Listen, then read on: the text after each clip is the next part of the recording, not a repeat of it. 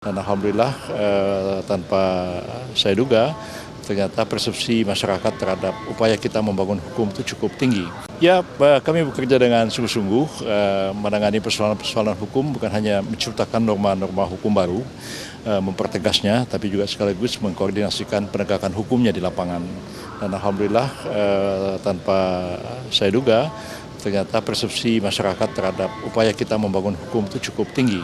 Dan tadi juga sempat disinggung dalam pertemuan informal dengan Pak Presiden, dan beliau merasa senang bahwa ada peningkatan yang cukup tajam dari 54% ke lebih 70% pada masa Pak Prabowo hanya dalam waktu 3 bulan saja.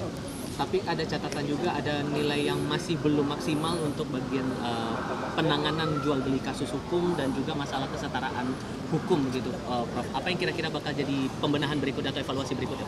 Ya, memang ini terkait dengan institusi di luar pemerintah ya terkait dengan kewenangan dari Mahkamah Agung untuk menyelesaikan perkara-perkara.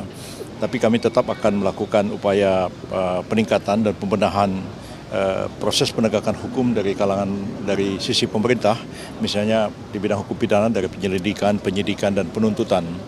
Yang sering kali jadi masalah itu adalah putusan-putusan pengadilan. Jadi proses hukumnya itu yang kadang-kadang berjalan lambat, kadang-kadang putusan dirasakan tidak adil. Tentu pemerintah tidak dapat mengintervensi putusan pengadilan, putusan Mahkamah Agung, tapi memang tentu kami dapat melakukan koordinasi sebenarnya bagaimana sebaiknya kita tegakkan hukum yang lebih baik di masa-masa yang akan datang. Citra Anda juga terbilang positif menurut responden ini. Gimana merespon itu, Prof?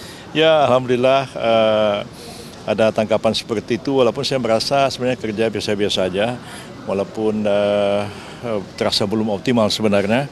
Tapi alhamdulillah apa yang sudah dikerjakan dalam waktu 3 bulan ini, persepsi masyarakat cukup baik terhadap pekerjaan kami di bidang menangani masalah-masalah hukum ini.